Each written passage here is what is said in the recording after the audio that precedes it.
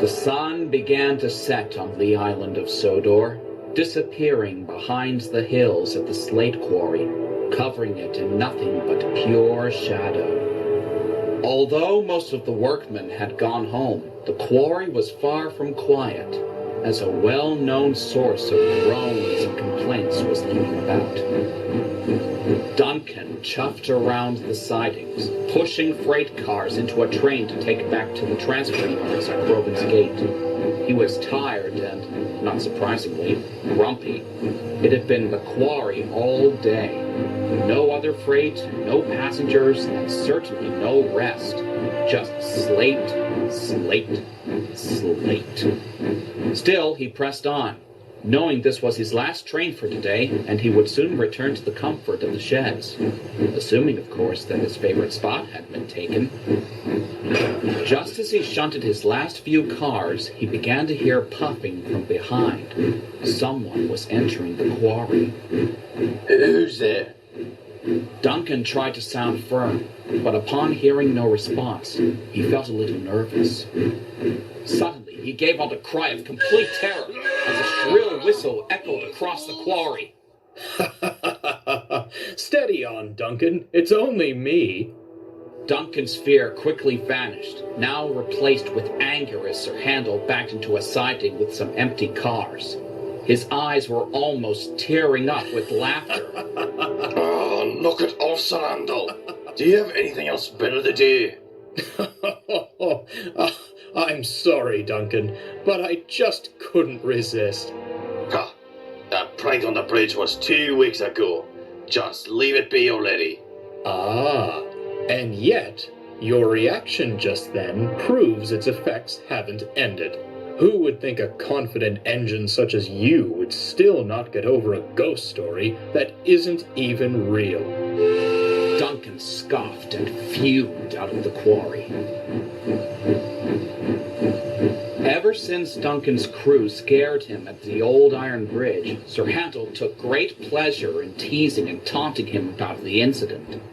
Duncan knew his boasting was what led to the trick, but all the same, he wished everyone would just forget it and leave him in peace. The crew and Rusty, who made up the ghost story of the bridge, had since apologized, but that didn't seem to stop Sir Handel. He was still chuckling as he and Duncan returned to the sheds. At last, Skarloey stepped in and spoke severely to him. Please, Sir Handel, will you stop with the torment? Poor Duncan has clearly had enough of it. Oh, come now, Skarloey. It's only a bit of fun. It's not my fault Duncan fell for that ghost story that easily. It should have been obviously fake from the start. Surely if an engine did fall off that bridge, it would have been a long-lasting story that would have scarred this railway forever. That is irrelevant. You wouldn't be laughing right now if you were in Duncan's position. On the contrary, Rusty, if my crew tried to pull that trick on me, I wouldn't give them the satisfaction. Duncan said nothing and just scowled.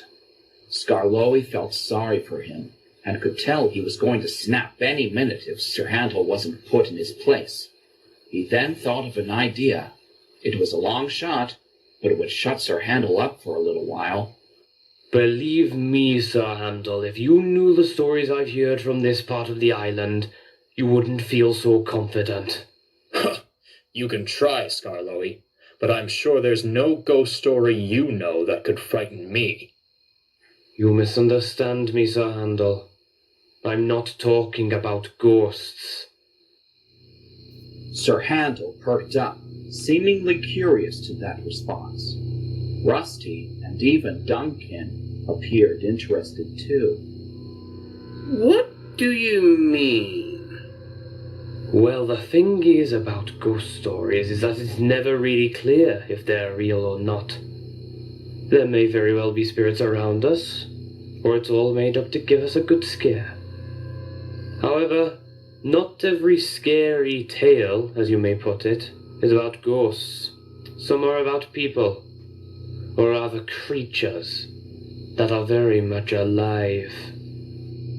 By now, many pairs of eyes were fixed on the old engine. They were silent and waited for him to continue. One such story in particular relates to the very place I'm named after, Skarloey Lake. All right, Skarloey. You have my interest. Yes, please tell us. Very well. Mind yourselves, youngsters, for I'm only telling you this story once. Skarloey paused impressively. The engines held their breaths, all wide-eyed, especially Duncan. Unlike the others, however, he was feeling a little shaky. While Rusty's story didn't happen, the events that occurred in it still spooked him a bit, so the idea of a story that was real made him very uncomfortable, though he tried not to show it. Long ago, before this railway was built, Skarloey was merely a small mountain village, surrounded by lakes and woods. Everybody who lived there knew each other well, and there were rarely any severe conflicts. However, Skarloey in those days was a lesser-known place, once nicknamed the Secret Sanctuary by people far from the past. The villagers didn't explore much of the woods. It was so huge that the risk of getting lost was very high. One day, a couple was in the market, buying fresh fruits and vegetables. Suddenly, the wife tugged at the husband's arm in fear, pointing at the woods. A man was stumbling towards them. He looked very weary, as if he was going to fall at any second, and his clothes were viciously torn. But worst of all, was that all over him were nothing but deep red scars. Some other villagers spotted the sight as well, and they, along with the husband, helped the man into a house, while the wife went to the doctor. The doctor concluded that the man was scratched by an animal of some kind multiple times. But even then, no one could think of a local animal that could be this vicious.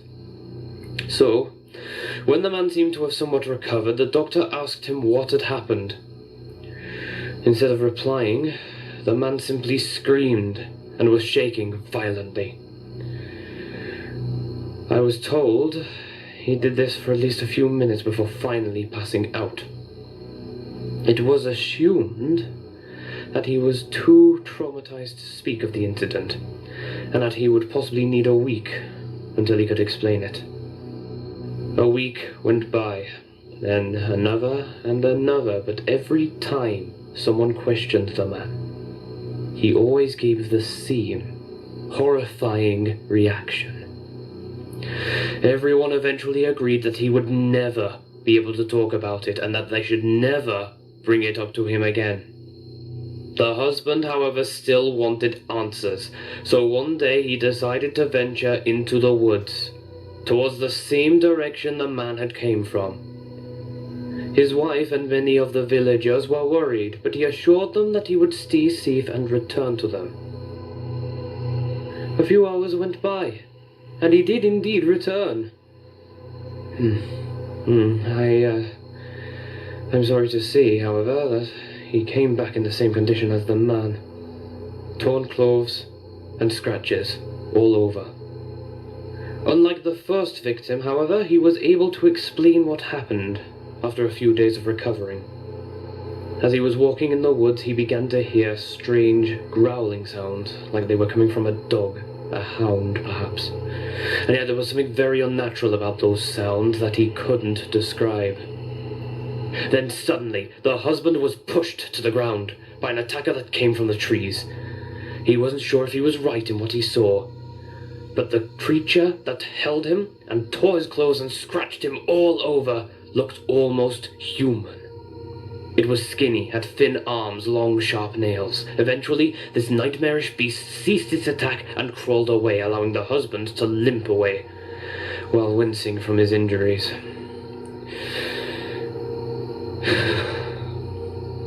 No one could figure out what this creature was, why it attacked, or why it let its victims live. The most common belief was that this creature roamed the entirety of Skarloey Woods. and attacked any outsiders to protect it. It seemed like the most logical thing, but no one could really be sure. What all the villagers agreed on, though, was that it was very unsafe to enter those woods, alone or otherwise. So they always stayed away, and that remained a tradition for several years. Then, our railway would eventually be built, and myself and Renias would come to the island. This all gave a lot of attention to the small village of Skarloey, and the other local places that we travelled to. Many people were eager to explore the lakes and woods of Skarloey, and sometimes adventure beyond into the thick, uninhabited wilderness. However, they were always warned of the creature that roamed there. Some would listen and heed their words, and bright they were too. Very, very bright they were. To those who didn't listen. Skarloey paused once again. Well, sometimes people would emerge from the woods, clothes torn and scars all over. Some would give a description similar to the one that husband gave all those years ago. Others, too traumatized to speak of it. No one had ever gotten physical proof of what all these people claimed, like photographs or recorded films, so no one could confirm this creature as existent. They couldn't confirm its existence as being true fact. Some believed the tale to be some long-lasting scandal made up to attract attention to the village. All the same, the fact that these events happened not only long ago, but also in more recent years, to people who never grew up in the village, was very concerning indeed. It remains a mystery to this day. But the children of those villagers, as well as their children, they still give the warnings of the unusual, disturbing creature of their village of Skarloey. Skarloey finished to find all the engines staring at him, their eyes filled with amazement and, unsurprisingly, shock. As he had hoped, even Sir Handel looked very stunned. Oh, well, Skarloey, that's, quite a story. Certainly not like a typical ghost story. Though you don't actually think it's true, do you? Like I said, Sir Handel, it remains a mystery. Silence fell over the sheds. All the engines were lost within their minds, all filled with thoughts and questions. Some weren't sure of how much truth laid within the tale. Others, however, felt fear building up. Eventually, one by one, the engines drifted into sleep. Skarloey and Duncan were the only ones still awake. Skarloey looked at Sir Handel, then smiled at Duncan. That seemed to shut him up. You shouldn't have to worry anymore now. Duncan, realizing what Skarloey had meant, smiled back, showing his appreciation. And soon, both engines closed their eyes.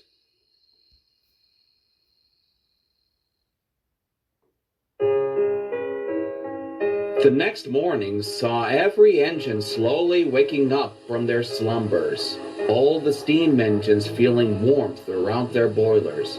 Their fires were lit, their water bubbled, and steam began flowing out their funnels. Sir Handel was the first to go. His term at the quarry was upon him. The others had already prepared themselves for the inevitable storm of grumpiness. And to think I once thought the coaches were the worst thing here. And not long after my repaint, too. Oh, to be ruined already. Well, be gentle and treat the trucks with some respect. You might just make it out clean, Boyle. Respect for trucks? What an absurd idea. Oh, suit yourself. Though don't act surprised if you get negative results. I only did warn you once. No more words came from Sir Handel as he bumpily left the sheds. Duncan watched him, snickering quietly. It would serve him right if his paint did get ruined after all his teasing. He better have stopped with that nonsense, or I'll make sure he's sorry. Hey, Duncan, settle down. This is a railway, not a factory. You can't do your cockfighting here, my boy. It seems my story has taken his mind away from all of that, so you should be fine. I hope you're right. But it's just so frustrating. I know I may have deserved it, but it gets so tiring. Maybe I just need to learn to ignore him and focus on my work. Yes, that would be the sensible thing to do, my boy. Thoughtfully, Duncan rolled out of the shed and set off for his first train.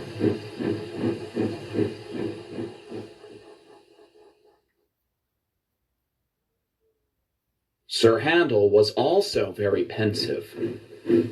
He puffed up the line with a few empty cars behind him and arrived at the junction near Skarloey Station, just before the Quarry line.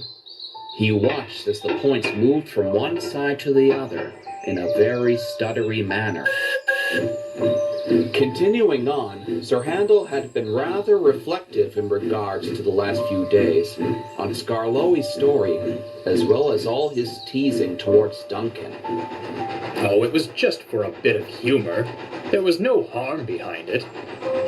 But then, he sighed heavily. I suppose it was getting a bit too much. I'll apologize when I next see him. That will put everything right. He looked around.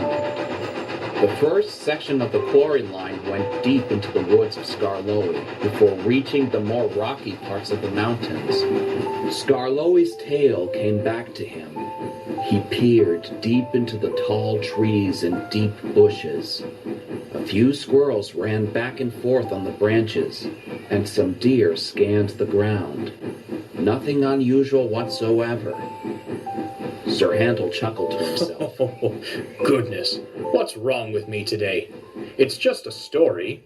An intriguing story, but a story nonetheless.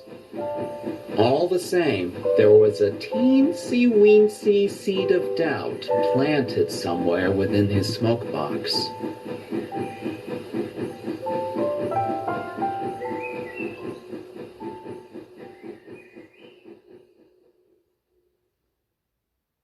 The day was long and exhausting for Sir Handel, but finally, the orange glow of evening had arrived, and his last train of the day was ready. The quarry was almost entirely deserted, save for a few workmen cleaning up equipment and approaching their cars for their journey home. Despite his best efforts, Sir Handel never got the chance to speak to Duncan all day. He felt disappointed, but knew that tonight he could deliver his apology in the sheds. It was just a case of getting there, of course. With a toot of his whistle, Sir Handel moved slowly off, pulling his freight cars full of slate away from the quarry.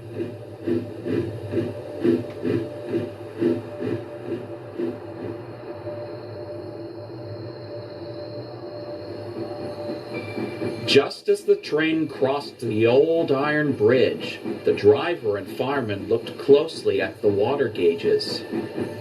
Oh dear. Didn't realise how little water we had. We forgot to top up the quarry. Never mind. We can do so at the top station. Little did they realize they wouldn't get that far. Creeping through the almost blackened woods, Sir Handel could see the points at the junction straight ahead. But there was also something else. A signalman, waving a red lamp frantically. The driver put the brakes on, and Sir Handel slowed to a stop. What's the matter? I'm afraid my points are jammed. I've been having trouble with them all day, but now they're stuck hard against you. Oh, bother. Well, how can I get out? Won't they be fixed? Not until morning. You'll have to return to the quarry and stay there for the night. Oh, that won't be possible. We're well low on water, and there's no way we'll have enough to go back. Sir Handel's face fell into complete dismay. But That means I'm stuck. Here. Looks to be the case, old boy. Don't worry, you should be fine out here. I'll phone the Fat Controller, and once the points are fixed, they'll send an engine to rescue you. Well, no choice in the matter, is there? And so, Sir Handel's crew went about dropping his fire. The flames were dampened, the water stopped bubbling, and steam ceased to flow out of his funnel. Once that was done, the driver, fireman, and signalman went away.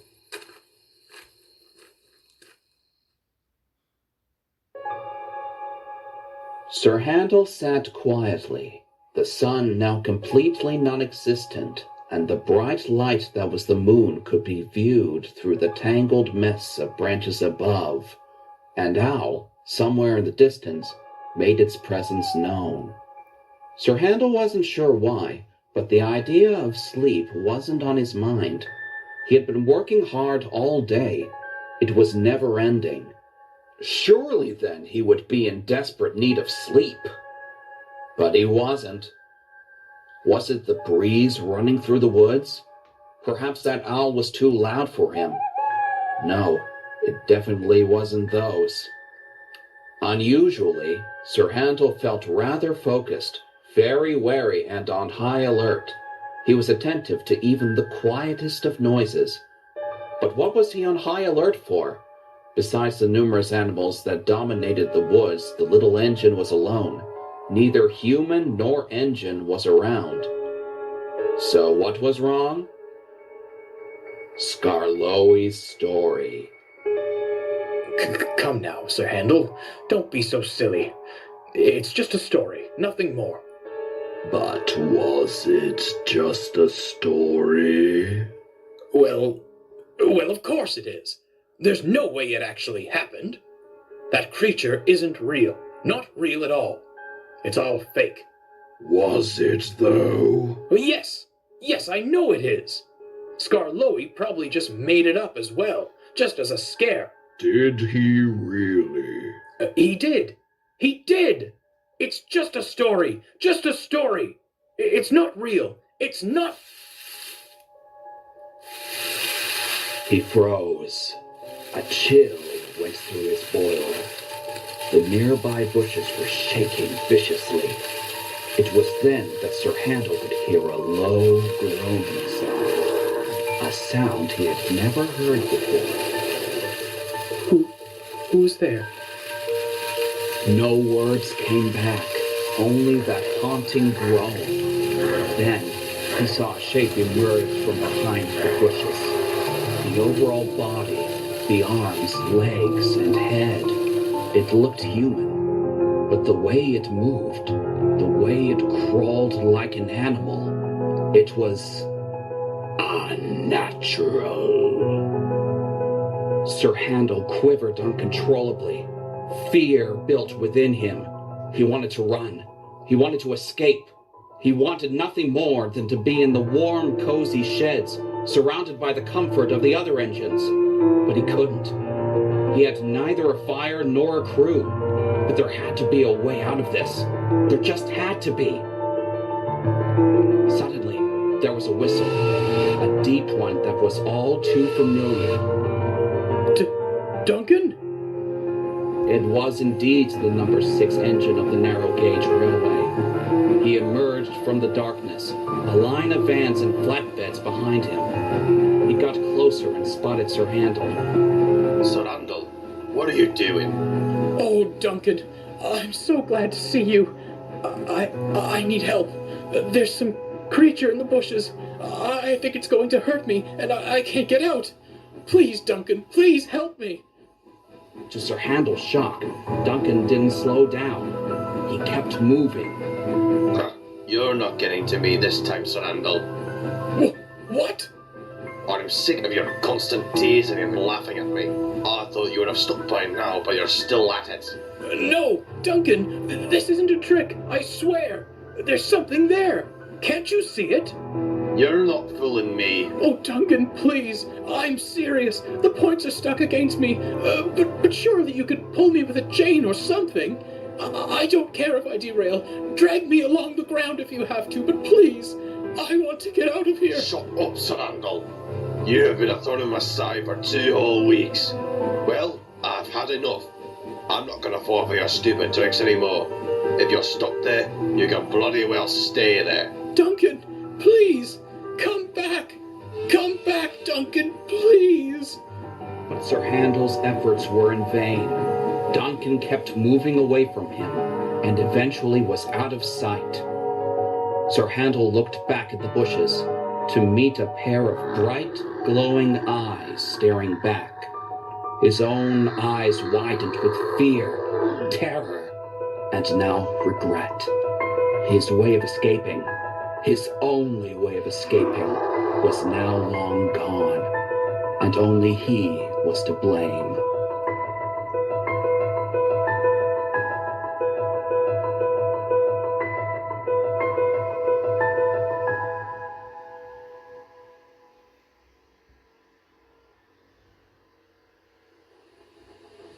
Duncan slowly opened his eyes. Morning was upon him. He felt the warmth of his fire running through his boiler. Morning, Duncan. Morning. Duncan looked around and saw the other engines outside the shed being readied for their respective tasks. But something felt off. It seemed not everyone was there. Where's Rusty? Rusty left earlier. Sir Handel was trapped near Skarloey because of a point failure. Rusty's gone to mend them and he'll bring them back here.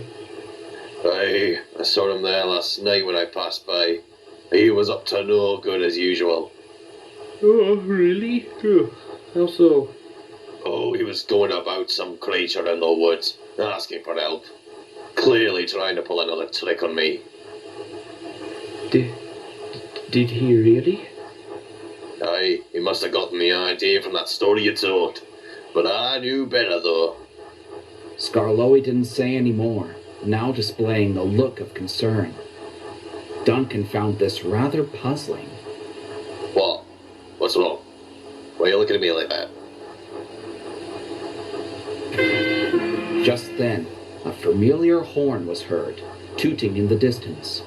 The engines watched expectantly, and sure enough, the little diesel came round the corner, pulling another engine into the yard. Sir Handel, are you all right? Where were you? The old engine froze, as did the rest of the fleet, as Rusty came to a stop, fully revealing what was brought in. It wasn't who it was. They obviously knew who it was, but it was the state he was in that sent a strong chill down the engine's boilers. Sir Handel was static and silent. His eyes were wide, his breathing deep and heavy. His entire body, his boiler, dome, cab, funnel, and even his face were covered in deep, long scratches. Handel, what? Rusty pulled up alongside. I tried asking the same thing, but he started screaming. He screamed for nearly a whole minute. He hasn't said a single word since. An unsettling silence fell upon the sheds. All the engines focused on the horrific attack on their dear friend. If they weren't so focused on him, they would have noticed that Duncan was feeling very disgusted, not just the sight standing before him, but towards himself. He thought back to last night when he saw Sir Handel calling out to him, begging for his help. He remembered how he felt in the moment, seeing it all as one big joke to scare him, as the story of the old iron bridge once did. Now, looking back, remembering Sir Handel's cries and pleas for help, only then did he realize how real they were.